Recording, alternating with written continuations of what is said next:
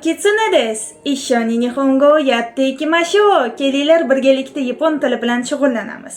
Lekin darsni boshlashdan avval sizlarga savolim, o'tgan A kassa qatorlarini yodladingizmi? Agar yo'q bo'lsa, bu videoni bu yerda to'xtatib, o'tgan videoga qaytib, yodlab kelib, o'rganib kelib, keyin bu videoga qaytinglar.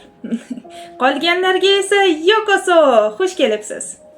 Xo'sh, bugungi darsimizni biz o'quv mashqidan davom ettiramiz. Ya'ni sizlarga mini test qilib qo'yganman.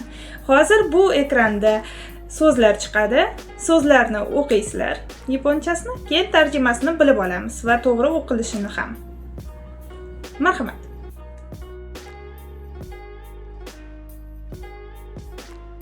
Aka, qizil. Osaka, Osaka shahri.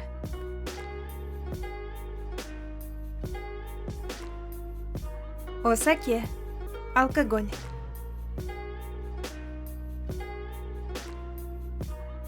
Eki, bekat.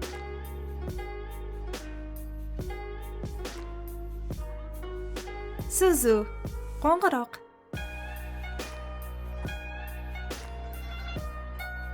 Sekai, dunyo.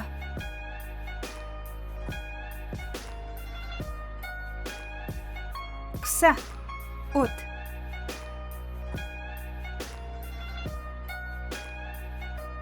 Kagi, kalit.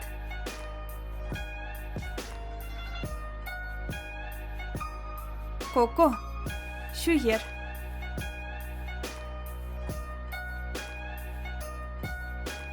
Kasa, soyabon.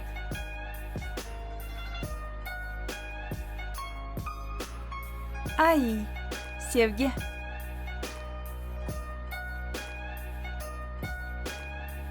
Ue, tepa.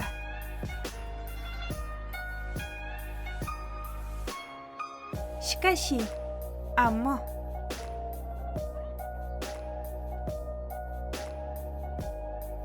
Asa, ertalab.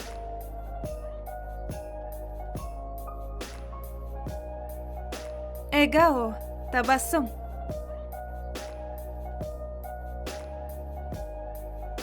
Ika, kalmar.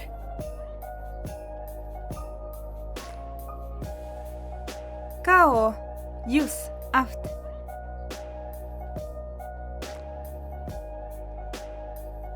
Koe, ovoz. Yaxshi uddaladingiz degan umiddaman. Ana endi bugungi darsimizni mavzusi ta, na, ha qatorlariga o'tamiz. Qani ketdik. Ta, tamago, tuxum.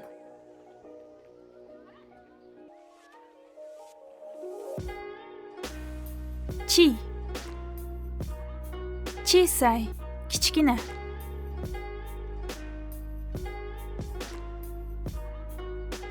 Tsu,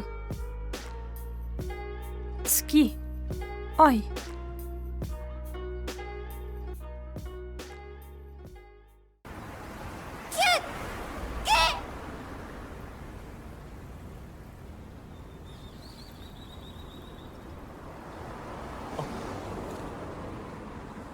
Tsuki?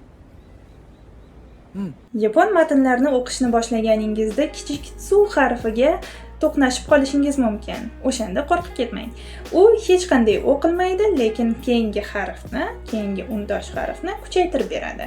Masalan, maktab va yozuvchi so'zlarni olaylik. Gakko, sakka.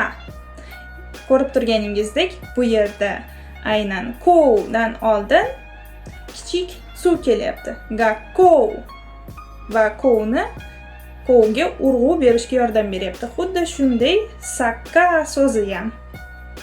Ana shunaqa. U faqat k, s, t va p harflaridan oldin keladi. Ya'ni qatorlardan. Pa, ta, chi, su va hokazo. T. Tegami, xat.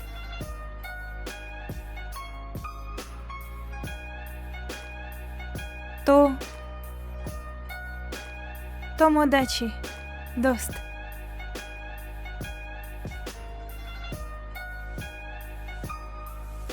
Na. Natsu. Yoz.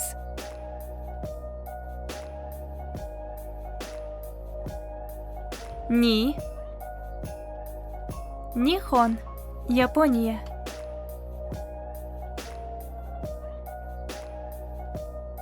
Nu. Nureru. Ho'l bo'lmoq.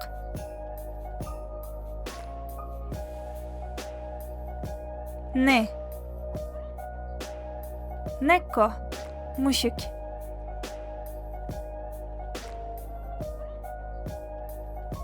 No. Nomu. Ichmoq.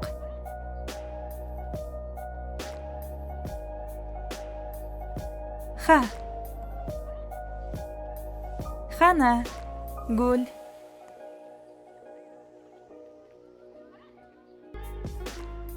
Hi.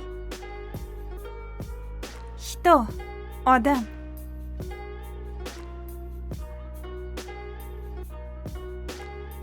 Fu. Fuyu. Qish.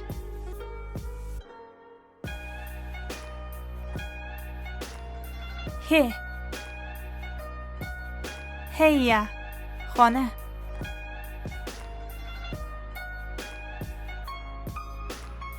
Ho. Xoshi. Yulduz.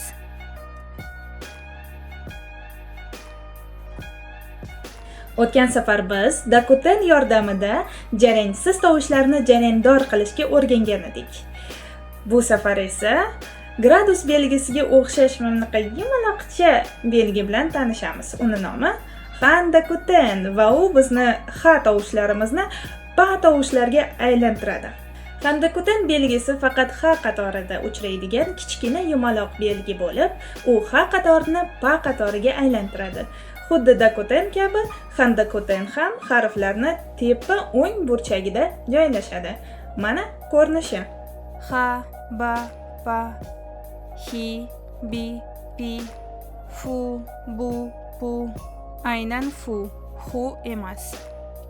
He, be, pe hamda ho, bo, po. Yana bir narsa, ha belgisi bir xil paytlarda va deb o'qilishi mumkin. Bu grammatik qoida. Bu qoidaga hali keyinchalik qaytamiz. Hozircha shu faktni bilib qo'yinglar. Darsim qiziqarli va tushunarli bo'ldi degan umiddaman. Agar tushunarsiz bo'lsa, men YouTube jamiyatini ochib qo'yganman. Marhamat qilib o'sha yerga o'tinglar. Darsliklaringlarni tashlaylar. Menga 5 qatordan yozganinglarni o'sha yerga rasmga tushirib, mana Kitsune opa qildik. Kitsune opa deyish shart emas. Prosta Kitsune desanglar bo'ladi. O'sha yerga mana yozdik desanglar juda ham xursand bo'laman. Shunga aktiv bo'linglar. Yapon tili bilan shug'ullaninglar. Keyingi darslarda ko'rishguncha. Xayr. To'xtanglar. Menga obuna bo'lib qo'yib, qo'ng'iroqchani yoqib qo'yish esdan chiqmasin. Men mehnat qildim. Yangilar ham yozinglar, aktiv ham bo'linglar. YouTube jamiyatiga ham kiringlar, darsliklar ham qilinglar, darsliklarni rasmga tushirib o'sha yerga isbotini ham qo'yib qo'yinglar. Ana shunda xursand bo'laman. Ana shunaqa. Hammaga xayr.